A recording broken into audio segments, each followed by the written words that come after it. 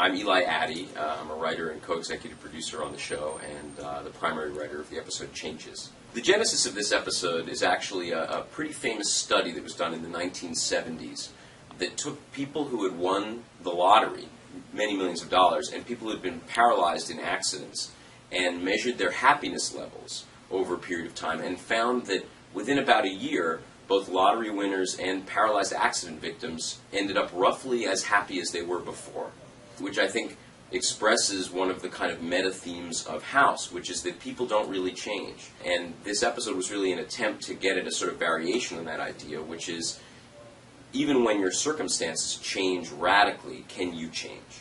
And specifically with regard to happiness. Are people's levels of happiness preset? Are they predetermined? Is there anything we can do to cause anything other than just a momentary blip in our happiness level? House has been very clear over the course of the series that he thinks people can't change. And as 13 says a couple times in the episode, we are who we are. Sometimes for better, sometimes for worse. So I think partly in reaction to the patient himself and partly just the nature of the stories that we chose to put in this episode, all of our characters in some degree are measuring their level of happiness and kind of testing their ability to change, to turn their lives around in some way. I think it was a logical episode now that Masters has left the team and we're back to sort of the old new team, shall we say. It seemed like a good time to take stock of where people were. And I think you always try on this show to pick up on the ongoing dilemmas in the lives of our characters. The idea for this episode was that it would be the first episode where we would see a lot of House and Cuddy interaction after their very difficult and awkward breakup and House's kind of avoidance of Cuddy.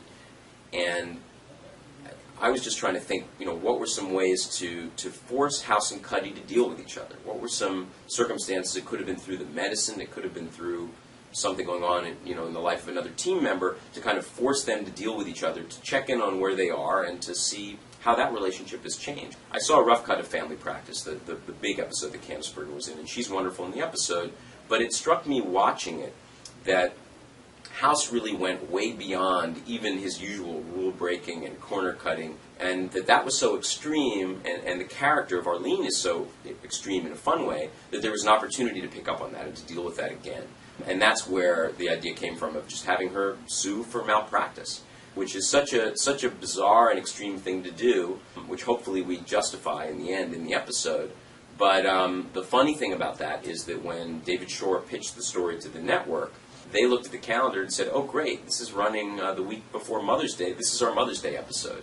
And it seemed like such a wonderful thing for House to have as a Mother's Day episode a show where Cuddy's mother sues her and House and the entire hospital. That seemed very typical of the way the way our show is allergic to sentiment and our kind of fun, backward way of doing things.